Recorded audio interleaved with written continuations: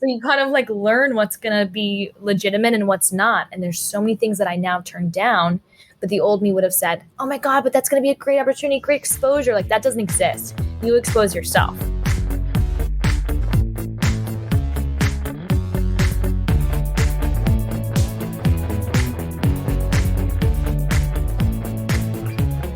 Welcome to The FI Show, where you'll get a behind-the-scenes look into financial independence. Here's your host, Cody and Justin. Hello, everybody, and welcome back to another episode of The FI Show. Today we have on Allegra Paris, who is going to talk about how she pivoted her business from completely in-person to online. We also talk about some social media strategies and a ton more. But before we get into that, Justin, what is going on in your world? Well, as we say where I'm from, keeping the roads hot, which just means, I'm doing a lot of traveling. I'm in LA right now. We'll be here for another week and a half, and that kind of ends our big sprint where we were only home for 2 weeks out of 2 months. Very excited to be out here, getting to see some friends, hopefully get some good food. The weather is incredible out here, so it'll be tough to go back. How about you, Cody? So I just got back from a long 4th of July weekend on the Cape. We had okay weather. It wasn't as good as I wanted, but it didn't downpour as much as I was expecting. So it was a kind of a good little hybrid there. But yeah, I went there with a bunch of my friends from my hometown. We just rented a hotel, got to see some fireworks, got to go to some cool little beach bars and party places. And yeah, it was just a pretty overall awesome weekend. But that's enough about us, Justin. Let's take a quick moment for our partner. Keeping track of your net worth is one of the most important things you can do on your journey to financial independence. If you don't have an idea of what your net worth is, there's no way that you can keep your quote-unquote score. One of our favorite tools to keep this score is called Personal Capital. If you haven't already started using it, it's an online software that basically compiles all of your data, it crunches all your assets, all your liabilities, and spits out a net worth number and allows you to track it day by day, month by month. Yeah, Cody, one of the big things that hold people back when they're doing activities like tracking their expenses or tracking their net worth is just they look at it as a big burden, and this allows you to go in with one username and one password and access as many financial accounts as you have. These can be loans, these can be 401ks, these can be HSAs, bank accounts, credit cards. They're all linked there. The other thing I really like about Personal Capital is it's very investing focused. So you can go in there and look at your allocation across your entire portfolio. So you don't just look at your allocation in one type of account, but your allocation as a person completely. And if you want to use the same tool that me and Cody use to track our net worth, which is completely free, you can do so at thefishow.com/PC. That's thefishow.com/PC. Cody, another great episode as always. Allegra brought in a different kind of dynamic, though. We haven't had too many people doing what she's doing on the show, and I thought a really awesome look into how much you can kind of pivot. You can try things, you can test things out, you can be resilient to what the world kind of puts at you and your skill set, figuring out what works for her, what's successful and what's fulfilling to her. Hey, group fitness classes aren't for me. I've realized, hey, like in-person things are not what I want to do right now. I want to be able to get out of New York. And she just kind of took what the world gave her and what she was interested in and really made it work for her. Yeah, I think one of the key elements of this episode was resiliency. And this is someone who we honestly were trying to set up recording with her back in, I think it was late 2019. And for those you're going to hear in the episode, but her sister, Alex Fasulo, who just crushes it writing and doing different projects on Fiverr, making over $300,000 a year. This is her sister. She was one who introduced us a while back, and we just hadn't really gotten coordinated and hadn't had her on. But I'm honestly glad that we kind of got her on toward the tail end of the pandemic, because this is someone who just kind of crushed it. And like I said, was so resilient, pivoted her business, completely changed kind of the ways she was making money. And Justin and I literally just recorded an episode with our friend Doc G, kind of talking about the same thing. Like, how has the pandemic kind of changed the landscape, whether it was the job market, just financial independence in general. And Allegra is someone who shows you that if you are creative, if you can completely 180 your business, like you can just absolutely crush it. And I loved some of the social media tactical tips that she gave in this episode, figuring out a bunch of different ways to source clients, tons of actionable advice in this episode. All links and a short summary will be available at thefishow.com/Allegra. That's thefishow.com/ALLEGRA. And with that, let's welcome Allegra Paris onto the FI Show. Growing up, it's all I ever knew because I watched my mom. Even my dad was kind of moving around from different things, but my mom, the main one that I remember, because I think I was becoming like old enough to understand what was happening, and she started her tattoo school. my mom. So it was just watching her like build literally like an empire. And at times I'm just like, this is all I know. And this is what I assumed everyone did, really, you know? And so I think my sister was similar in that she immediately, we all kind of tried the 9 to 5 life over and over again. I mean, I really did. I did a lot of internships, but then it was like, we just couldn't have bosses. And sometimes I look at people and I'm like, man, I wish I could do that. Cause like that reliability, like sometimes I'm like, God, I don't know why I can't like have a boss. But so, yeah, really growing up like that, I just thought that's kind of all there was. So you obviously got it early, like both you and your sister. You get it from your, you get it from your mom, and Yeah. but like, so you're seeing it, and you try to go down the internship route. You probably saw a lot of your peers going towards a normal 9 to 5 job. Like, what was the first foray into trying it on your own, and like, what were some of the fears you had? Just what was going through your mind when you tried your first take it entrepreneurship? Yeah, it's interesting. Like I interned in fashion and in so many different things, but I was at the Fashion Institute of Technology. It was my fourth college because I definitely have like a decision-making thing. I was all over the place, but I got to FIT. No, my third college. Okay, my third. Sorry. I actually majored in entrepreneurial studies because I was like, you know what? Clearly, I'm just not sure, but I know that I'm going to need to do my own thing. In school, they were like, hey, you're going to start a company. That's your senior project. So that was kind of you don't have a choice. You need to become an entrepreneur. So then I've dabbled in thinking up ideas and this and that. And I came up with hand-painted clothing, and I was selling clothing. And it's really funny because that was like my mom's first business in her 20s, hand-painted clothing. And I didn't even like do that on purpose. So I guess I was how old? 20, 21 that I started that. I got like a little, I think it was Squarespace website, and just started selling. I would buy swimsuits on Amazon. I would hand paint them and sell them. And then that was the start of it, like kind of having my own little thing. And I think I kind of like took an identity in that. It was like, oh, I'm a entrepreneur. I own a business. It was never like the money, because really the money didn't come for so long. It was like, ooh, look, I'm more than just this girl, like going to college. Do you know what I mean? Yeah, I think that's really cool. I've never heard of a college making you start a company as your senior project. I think that's just amazing. I'm really curious to hear, though, because I've had a lot of entrepreneurial ventures, failures, successes, and definitely my first ones ever. I'm just thinking back like, man, I really screwed this up. I learned so many lessons. Looking back on that first business, what were some of the biggest lessons? I think the first one really was a lesson my mom constantly was saying to me. It's that you cannot sell something that you don't want to buy yourself. So first I was selling product before service. And it was like putting out all these swimsuits. The ones that would sell would always be the ones that you could see I was passionate about by how I promoted them, by how I like modeled them or whatever. And then I started trying to just push stuff out there that I thought like the masses wanted. And then it wouldn't sell. And I'm like, well, what's wrong? What's wrong? And my mom's like, well, would you wear it? And I'm like, no. So silly things like that, I think. Working harder, not smarter. Like I think a lot of running around and like really wasting time a little bit. And then I think also, this is kind of random, but being in New York City, I was really tempted and really distracted by false hopes and people. And maybe they weren't even false. It was like I was naive. So I'd meet these people that say, I make your dreams come true, or I'll help you with this. Or then I believed I needed an investor. So I started having investor meetings, and like they were telling me crazy stuff. So I think really what it then came down to is where I am now is like my mom, literally goes back to my mom. She's like, you can start a company with whatever you have. Like you can do this, you can grow it at your own speed. And so it was a lot of like trying things that didn't work and like felt really abrasive, like the investment stuff. And then just getting to where I am now, where I'm like, I'm a fully operating person with my own company that can choose to hire people, but that's at my own choice. And when you're first getting started, I can tell clothing was your first foray in. When you were deciding that, did you put a lot of like thought into the finances behind it, like profit margins, things like that? It's obviously, this podcast, a lot of our listeners are finance nerds, but that's not the normal population. So like, did you like really dig into the numbers of, hey, I think this can be profitable because of X, or was it just a passion of yours? We were in school, we were taught all of that, which I honestly don't even remember half of it. How bad is that? Like, we were in finance classes. I wish I had taken more. I really wasn't that challenged.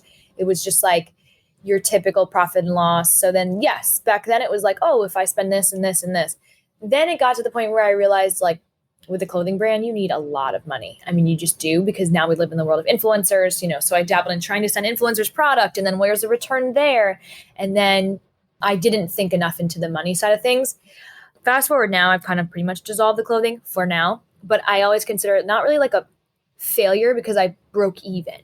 So I've broken even, but I didn't fully give it that 100% financially. And if I had, who knows where it would have gone. But that I did see with clothing was like, okay, especially being on the other side and being an influencer for some of these clothing brands and seeing this giant, like they have so much money they can spend on influencer budgets. And I was like sitting here as like a college student, like, I can't do any of this. So it's just interesting.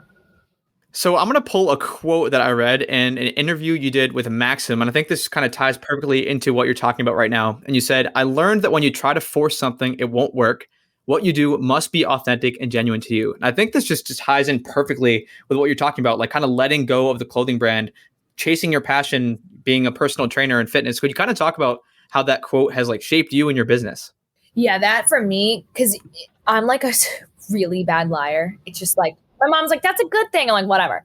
But I can't, like, when you push something that you don't care about, it is so obvious. I don't know how people get away with it, if they even do get away with it. Like, I have to be authentic. And during COVID, I realized, like, I was not passionate about selling clothes anymore. I actually was, like, having anxiety over it.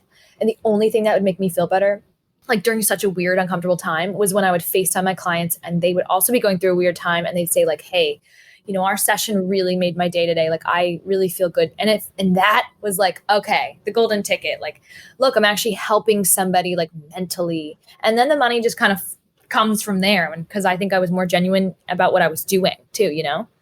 So it sounds like you kind of alluded to what your change was, but we haven't really talked about it. So you're doing clothing before, and then you just mentioned a session. So like, talk us through what that change was. Yeah. So I was always, I think simultaneously while I was starting the clothing brand, yeah, I got into personal training. It was really my ex. He was like studying for his certification and this and that. And that's kind of where I found my first love for training, but I was still doing the clothing. And then, yeah, it wasn't until COVID that I took my clients virtual because I had to. And I was like, just finding a new passion in actually helping people and their like mental states and their physical health. And it just felt like the clothing was like not important anymore. And I just knew that I was like never really making money from it. Cause you know, that does come into play after a while. You're like, all right, I could be passionate, but if I'm literally making $0, it's kind of just, it is what it is.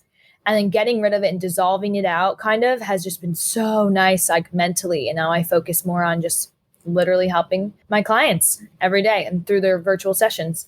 We have a lot of people, and it might not be fitness that is their passion, but they have a passion, they want to monetize it. And you mentioned, you know, you had these sessions kind of going on while you're doing this clothing thing. But could you talk about how you get that first client? Because, you know, you could say, oh, that girl looks pretty fit, or that guy looks pretty fit. I'm happy to take advice from them. Or you can translate this obviously to multiple businesses. But how did you go about getting that first person to trust you with, you know, their physical health, one of the most important things in their life? Right. So I was personal training in person in New York. Literally, I was sprinting around the city, like doing 10 billion things, running to my clients, blah, blah, blah. And it was just like so much. But so in the beginning, I'm saving all the stories, but I had like worked with a different team, like this team of trainers that kind of tried to teach me. And then I was messaging, like there were so many different things, but I got my first person sort of through this like group of trainers, which I then ended up leaving. But they kind of pushed me and like kind of promoted me. And then I had her and I learned so much from her. And I literally still train her today. And then it became like, it's kind of funny, like thinking back, referral based. The safest thing, especially for a woman in New York City, is referral based training. So I was going to these people's houses and stuff. So that's what that was. And honestly, you know, you admit like when you first start anything, you're not that great at it. So I've learned so much since then. But yeah, I would say referrals in the beginning. Yep. And you talked a little bit about how like COVID kind of changed things. And I think it's really interesting with whether it be work from home or just a lot of these online businesses, how it's pushed people to think about things differently. And it's actually, you know, in a way helped some people. I imagine if you're right around New York, you've got like these certain windows where you can teach classes. There's only so many people who can physically be in the room. Can you talk a little bit about how this has allowed you to scale? Because I'm assuming you're doing either maybe all or at least mostly digital now and not in person. This has been the best thing that's ever happened to me. And I always kind of hate saying that because it was such a hard time for everybody. And like, you know, it still is and this and that. I'm just saying for my business, it's crazy because I went through these phases again in New York City of teaching classes and running to this, running to that, running to clients. And now I started an online coaching business inspired by my clients who, when the pandemic first hit, I texted them all and said, hey, like, do you want to just FaceTime? Like, I know that I can't see you for a while. And they're like, okay. And then all of a sudden it took off so well. Like cameras are so freakish. Like you can see everything. I can see if my client their form is not right by like an inch. I can see everything. So that's kind of gave me the idea. And then I started an online fitness coaching business.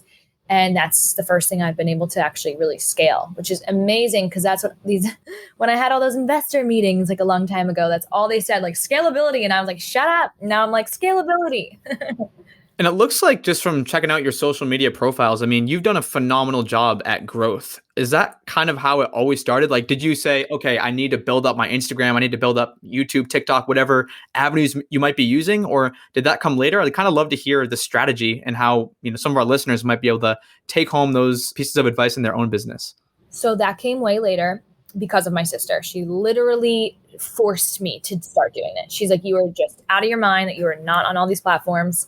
I was living in this bubble in New York City where I thought that everyone was judging me and my pictures had to be perfect and I had no real connection with my audience. And then I was like, you know what? I just stopped caring. Like COVID literally helps me to care less. I got taken out of this like bubble that I was in. I got thrown into a different state 2 different times. And I just was like, you know what? Let's go. So the second I started posting content where I cared less about how I looked, cared less about this and that, you could see though, but what I did care about was my, like what I'm talking about, right? Like it was nutrition or fitness. Bam, it exploded. And now all I do is act like a machine. And every day I don't care what the comments are. I just put like 1 to 2 new videos up every day. And now I'm up to, in 2 months, I got 50,000 followers on TikTok because I just post 2 videos a day. That's it. Wow. And like literally the one that went to 1 million views, I look hideous. I like no makeup on. The old me would be like crying in the corner. Now I'm just like, whatever. I don't care. And for platforms like, say, maybe like Instagram, if somebody's not on TikTok, where you're posting the pictures periodically, but you kind of see them all in this catalog style. Do you use like some kind of style guide? Do you try to think about putting them together in a certain way, or is it really just like whatever you feel like posting it? Like, I'm just curious, like how much strategy you're putting into something like that. It's so funny because I used to be obsessed. The colors had to be perfect. I had a fake Instagram account just so I could see what they would look like ahead of time. And what did that get me? Nothing. Just wasting my time. It was literally my sister that was like, you're a Virgo. You care too much about attention to detail. You need to stop. And now I have no strategy. I just post what I think is truly going to help somebody. And I get all the haters, but I'm like, guys, no, like, okay, I posted a video of me eating this chicken salad that I always make, really affordable because I train a lot of girls in college. And like, no, not everyone has much, people need to do what they got to do. So I posted this chicken salad and you could like hear me chewing in it. And I don't know what that did for people, but this video is up to 300,000 views in like 1 day. And I'm just laughing because it's like, okay, people kind of wanted to know this like stupid little recipe. And maybe that made someone's like day easier and bam, it explodes. So everything I once knew, I've switched. Like if you post something you believe will help people, I think that you're good to go. What percentage of your time are you typically spending doing all the social media stuff? Because I know me, I get so burnt out from like trying to get multiple Instagram stories and Instagram posts and TikToks and YouTube videos. Like it's a lot of work. People think, Allegra just recorded this 2-minute video, threw it up. It took her a total of 10 minutes. Probably not, unless you're just absolutely crushing it and I'm really slow. But I feel like it takes a lot of work and I'd love to hear how you kind of balance that out with all the other things you have going on in your business. Yeah, at first oh my gosh, if you ask my family, like they were like, why are you always complaining and miserable? And I'm like, because I hate making content, whatever. You have to post what is really easy for you to post or you won't do it at all. I have not even gotten into YouTube videos because I know that is another monster where you have to do all the editing. What I do, and this is my trick, here we go. I make a TikTok. I post a TikTok. I downloaded another app called Save Talk. I save the TikTok to my phone with no watermark. I then put that video on my Instagram Reels, on my Pinterest, and on my YouTube Shorts. It is the same piece of content now for 4 platforms, and it's amazing. And like already, one of the YouTube Shorts is up to like 23,000 views, and it's so weird because I've never gotten this kind of stuff in my life, ever. So that's how I do that. I mean, hey, if I start a YouTube, though, you can call me in a year and see if I'm crying, I don't know. So speaking of all this video content, like you're doing all this training online, I'm assuming most of it's live. Have you started looking into a foray to where someone could go in and watch a pre-recorded workout at their own time? So I don't teach classes because it was never my thing. I take only one-on-one. The virtual is just me and the other person. And then the online fitness coaching that I do scale, I never see them virtually. It's just a program where they sign in and they have access to these like completely customized workout and meal plans that I make them. And if they're like, hey, I don't get what this workout is, there's a little video of me demoing that workout for them. So it's really customized and they have access to messaging with me 24/7. So that's as pre-recorded as I get. Like literally during COVID, I tried everything. I tried the pre-recorded videos. You could probably see in my face how much I hated it, and it didn't work. It was like that simple. So I guess to compare and contrast the in-person versus online, just so people can kind of get a sense, we don't have to use like real numbers here or anything, but like as a percentage, is it more, less, half, double? Like what can you charge for someone who's online versus in-person? I'm guessing the in-person probably has a premium because you might be able to critique a little bit more, like get that personal interaction. But I'd love to hear, and I'm sure this can scale across many different industries. Yep. So I think some trainers maybe would think differently, but I definitely, yes, now can raise my in-person rate. And really why I say that is because now with virtual, we sign on, we train, and bam, I have somebody the following hour. Like I'll have 4 people in a row, 4 hours. So my price for virtual is about half of my price in person, because in person I have to travel probably additional hour, right? So that's 2 time slots virtual that I've lost now for 1 in person. So I kind of split mine in half, and then my in-person is double, but I hear some trainers keep it the same price. And I just personally don't agree because some people just do not think they are the same thing. You know, some people love it and are like, oh my God, it's amazing. I can get right to work after, jump in the shower. Other people are like, no, I need you in the room with me.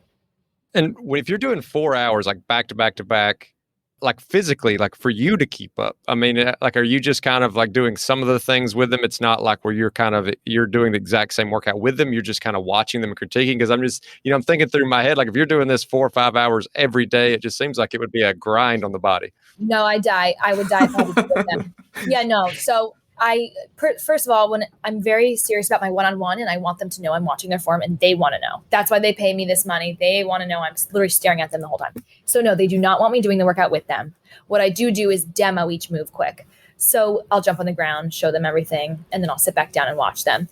In my opinion, I think because I literally worked so hard in New York, like to the point where I was up at 5 a.m., done at 9 p.m. I would take like 10 billion workouts. Like because I was so crazy in New York, to me, this new version of my life is so much easier that like the 4 hours of sitting there watching someone on the phone is just not, like I'll do it with no complaints, if that makes sense. It's so much more relaxed now. That's awesome. That's good. That's good to hear that it's not all the hustle and bustle of New York City. One thing that I noticed though, I mean, there's so many, and especially since COVID, there are so many Instagram fitfluencers or fitness people, whatever the terminology you might want to use is. But a lot of these people don't really legitimize their business in any way. They might post workout videos here and there. It might be on Instagram, TikTok, whatever you name the platform, but they don't really have an end goal. They don't have a strategy. They don't have like some way to monetize it. They might not even have a website. And I mean, I'm on your website here. It looks super professional. It looks like you even have like a little lead magnet at the top asking your clients straight off the bat, what's their goal? Like weight loss, build muscle, better health. Is this stuff that kind of iterated as you learned what clients wanted? Or is this was this part of the strategy from the beginning? We will be right back after a quick word from one of our amazing sponsors. Alrighty, business owners, I am talking directly to you for this one. Do you ever wonder how the big e-commerce brands do it? How do they know just the right messaging, just the right timing, just the right experience to send their audience to get them to convert, to sign up, whatever the thing you want them to do for your business? Well, that's where Klaviyo comes in. Klaviyo can help your brand easily create personalized multi-channel marketing campaign using your most powerful asset, your customer data. Klaviyo integrates with all the leading e-commerce platforms, helping you use your customer data in real time to send more relevant email and SMS automations. Plus, they make it drag and drop easy. You can literally get started in under an hour and build from there with Klaviyo's best performing templates. Klaviyo gives you all the power of an enterprise marketing platform, but none of the complexity. No wonder why over 65,000 brands have signed up. To get started with your free trial of Klaviyo, visit klaviyo.com/grow. That's klaviyo.com/grow. I mean, ever since I started the TikTok, just pumping out videos, I get like so many leads a day. It's amazing. But no, I swear over the like year of COVID, I tried so many things. I tried, like you said, the videos on the site, pre-recorded. I tried group fitness over virtual, and all these things failed. I tried making my own website, I'm not even lying to you, probably 15 times.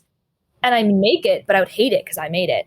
And I would do all the wrong things. I knew nothing. So this most recent one, I actually had somebody make for me, and we worked together on it, but I let him completely control it. And he knows I'm like a psycho about it. And he'll be like, Allegra, like, I'm going to listen to your opinion and not take it, but thank you.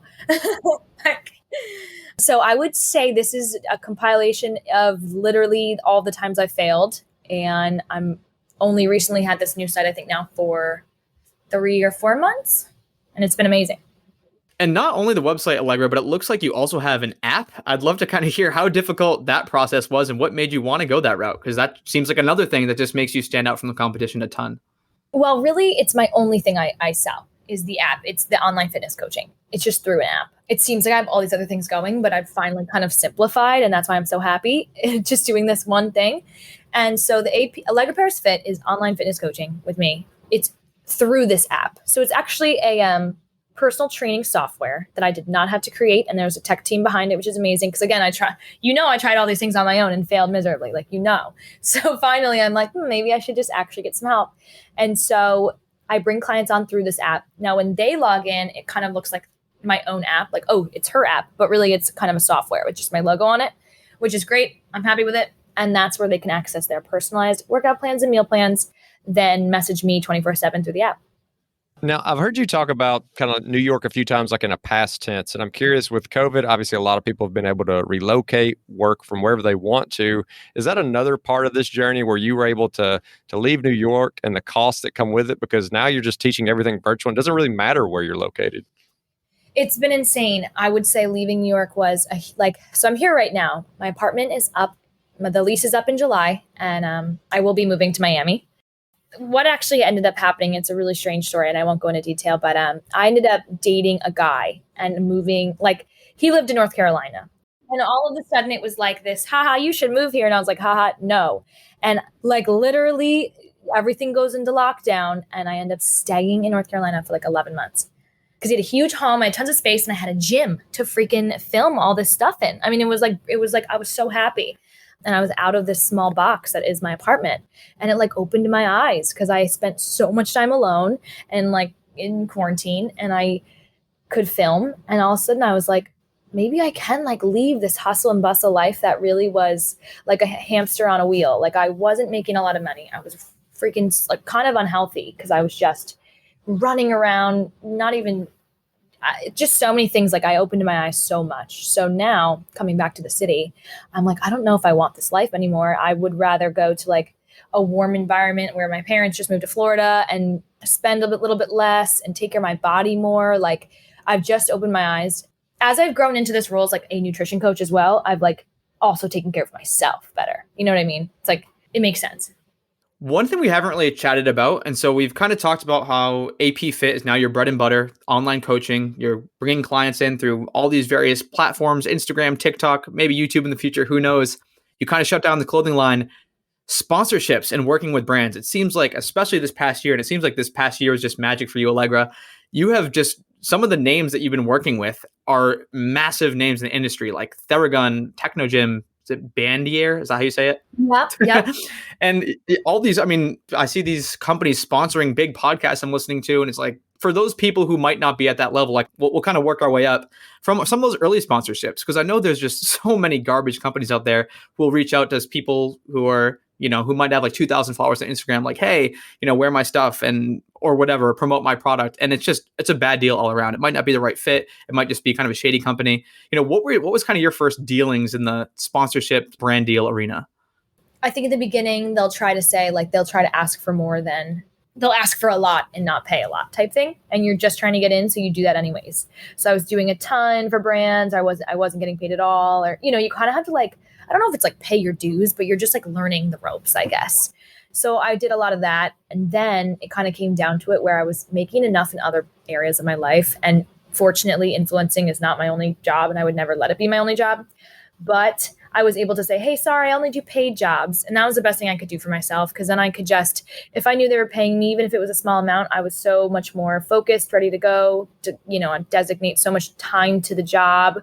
And that was a great way, I think. And I always tell people, just definitely work for some kind of money. It doesn't have to be a lot. I don't do crazy expensive deals. Like, I have to be passionate about the product. And if I am passionate, they're giving it to me for free already. So I'm excited.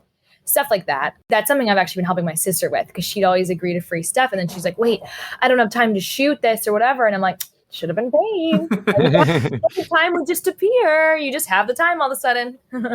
So this is not really probably the most like business centric question, but Cody knows this. I'm a sucker for free stuff. What's like the coolest free thing you've ever got? Like an actual item? Definitely like along the lines of Hyperice, Theragun, getting those. Actually, okay, those are amazing.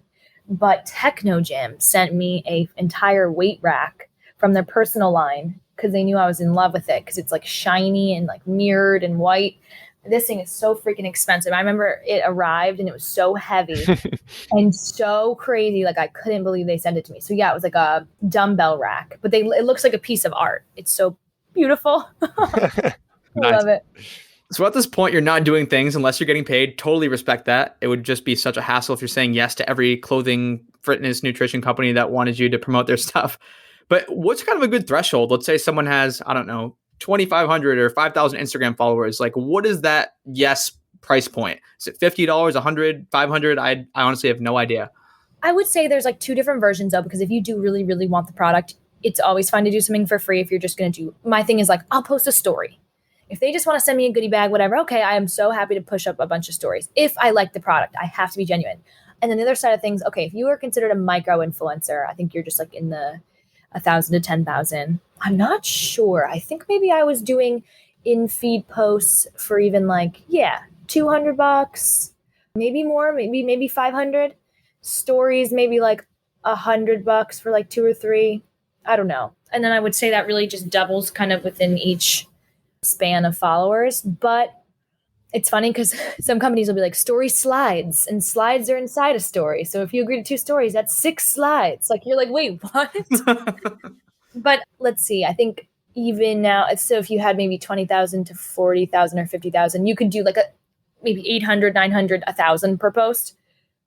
It also depends on your engagement. Like some micro influencers and some, if you're like mildly famous in some way or your YouTube's big, I mean, you can get paid tons. I believe I could probably be making more now that I've grown like my TikTok. Like, I think I know of people making like a lot more than me, and maybe I haven't kind of touched into that. That's why I'm like, okay, I think I still have a lot to learn in the world of influencing. But yeah, I think if you had about 50,000 followers, you could be doing 1,000 or so for an in-feed post. Wow. You've mentioned TikTok a couple of times, and I think for a lot of people, maybe we understand like product placement type ads for Instagram, or we understand websites like email list, advertisement space, but like for TikTok specifically, is there like something unique about the way the monetization works? I think there's just something unique about the way the engagement is and the views. Like, it's insane. I mean, I see people do, they'll post the same piece of content on Instagram and on TikTok, and they'll show the engagement for both. And it's like, 5,000 views on Instagram. And then it's like 100,000 views on TikTok. I mean, your stuff's just being like, I've never gotten this many emails in my life of companies being like, can we please work with you? We'll pay you. I'm already raising my rates for TikTok, because they see this engagement is just insane. You don't even have to try that hard. You like throw a hashtag up and you're done. So hashtagging is part of the strategy. Yeah. Like, I mean, the content needs to be good. I guess that's really where it lies. Your content, your video, it needs to be good, but you just do a tiny little caption no one cares about and some hashtags and you're done. It's like amazing. Are most of the leads you're getting inbound, or it sounds like a lot of them are, but are you doing any outbound outreach as well? Like trying to work with your dream companies and things like that? Because I'm sure you get a lot of, like you said, inbound leads from TikTok, Instagram, any other social media platforms, but. So all my leads for the fitness coaching is, I would say a lot of it comes from TikTok, and those are like my potential clients for the coaching. But in terms of companies, they email me usually. And no, it's funny. Every time I've tried to reach out to a brand, they will not pay me. So that's where I would need like, I don't know, a manager, assistant, or whatever, whoever kind of manages me. So if I'm reaching out, it's because I want just the product to maybe like, for example, with like, I've been trying to get into swimwear a bit more. So I'll reach out and they'll say, yeah, we'll send you a bunch of suits, just post. And they won't pay me. But it's so funny. Anytime I've tried to reach out and ask for payment, they're literally like, who are you? So they have to approach me for pay, and they'll pay, kind of thing. And when you just mentioned, hashtags for TikTok. I mean, somebody like me, I'm the furthest thing away from a social media guru. If somebody's out there, looking into something like this, and I see 20 hashtags at the bottom of one of these videos. Like, where do I start? Like, is there a tool that you can use that helps you generate these things, or is it just really off the top of your head? Like, how do you decide which, slew of hashtags you're going to throw at the bottom of a video? So each platform is different. Instagram, it seems like they're not even useful anymore. I don't use them on Instagram. Reels, my sister and I talk about it. We agreed on 2 hashtags and you put them right in your caption and you just do what's in the video. So if it's, working out, you'll be like at home workout. That's a really trendy one just because of COVID. And then like hashtag like weight loss. Like I know to kind of put like weight loss rather than write like ankle weights. You know what I'm saying? You think about what people are searching. Like I've had to switch my brain to this like marketer's brain and then it all kind of makes sense. TikTok, same thing. There's 2 things. You either do what's in the video or you go to the I'm still learning it. What is it called? For You page. You go into the For You page, you see what hashtag is trending and you use that. See, it's just different per platform and it didn't take me that long to learn. I know it sounds like a lot. It's kind of just Yeah, I feel like the biggest thing is just kind of getting in there, posting, figuring it out, because you're going to be horrible at any platform at first. Like everybody's horrible at everything they start, but once you start getting the reps in, no pun intended, since you're a fitness instructor, you'll probably get a little bit better at that. I appreciated that. I feel like I am missing, and maybe you can fill me in if this is not correct, but a whole nother revenue stream we haven't touched on is the modeling. You were just talking about your swimsuit shoots, and I know you work with an agency. How does that whole thing kind of work? Is it like you get paid on a per shoot basis, or you want a contract? And, how did that all start? So it's funny that started, moved to New York City. I think every little girl's dream when they move to New York is like, I want to be a model, blah, blah, blah. And that was me. And so I started trying to be with agencies and I was too short. I was too this, I was too that. It's like all the same drama. And I see these girls post what, the shame they get from agencies or what, I don't know. In my opinion, I work with an agency. I don't work with them often. I've definitely taken it into my own hands. And I think that agencies are struggling really hard because all these girls are growing on Instagram and your Instagram is now your resume. That is the only reason I post these swimsuit pictures on my Instagram. It is not thirst traps. Truly is not. It's really a resume for me because then these brands write to me and they say, hey, we want you to model for us. Like that's the only reason I post what I post. But anyways, I've taken it into my own hands. It's kind of my message to any girl that gets denied from an agency. Cause again, I'm pretty short for in terms of modeling. So some of the jobs are through the agents and then they take 20%. And then otherwise it's just me working through photographers or working through myself. So Skechers, I just booked, that was through the photographer. He just liked working with me in the past. So he said, hey, do you want to use this model? And that's kind of how I've been getting my work. So I don't know. It's definitely the story of when they turn you down type thing, you don't give up because I remember agents always turning me down. And then when I booked Under Armour, it was like a dream because I was on the walls of the store and I wanted to be take that, with modeling, really with social media, you kind of take it into your own hands now. It's pretty crazy. One big theme I've heard throughout this whole episode is all these kind of partnerships and working with other people, whether it be somebody help you build the website, the app, the, agencies, this and that, you're having to work with a lot of people. Curious if you have any advice for people to make sure they're not getting taken advantage of. I'm sure you've hit some situations where somebody didn't have your best interest in mind. Constantly. Well, I would say that was part of my I was always having meetings or this person was always promising me something. My message, what I would have said to myself is nobody can do anything for you. I always thought I needed my sister and I'll never forget. We had no money. We were nothing. We would put on the nicest pair of shoes we could and we'd go to a networking event and we would talk to people that would tell us our dreams would come true. And it was just such a joke. But now we know the only person that can make your goals happen is literally you. So once I decided that and did this all for myself, then I kind of chose to bring in a website person. But it was only that I knew this website person would work because I've been screwed over by so many other website people. So you kind of learn what's going to be legitimate and what's not. And there's so many things that I now turn down, but the old me would have said, oh my God, but that's going to be a great opportunity, great exposure. That doesn't exist. You expose yourself. I've seriously learned that if you're not a famous person and you're not in a TV show, you need to engineer your own following. You need to engineer everything. because nobody will do it for you. So no, I really don't work with like as many people as it sounds. It's just my website guy. And then I really barely work with my agents anymore. It's kind of funny, but I keep it small like that on purpose, I think. A true entrepreneur. Yeah. And the fam, we got the fam involved. Got the fam involved. I think one theme I've heard that's rampant throughout the entire story is like, you are not afraid of failure at all, it sounds like. And correct me if I'm wrong, but it seems like, every time something doesn't work, you're just like, oh, whatever. And you pivot and make a change and make it better and iterate. And then it starts working out for you. Is that kind of how you view the world, and why don't failures affect you? No. And when people say that, I'm like, what are you saying? No, I literally have always been horrified. And I was just like, oh my God, I'm going to have no money. I'm going to do this. And the problem was I was working so hard in New York. I was doing 10,000 things at once just so I could sleep at night, that I was making enough money. No, it was really like an unhealthy way to be. And it wasn't until COVID that ripped me out of here and put me in a safe place where I literally wasn't spending any money, because I was just sitting in a house in North Carolina, that I then gained a new confidence in growing something where I could actually sit on my butt for 8 hours and make money. Like, I was so used to like destroying myself every day.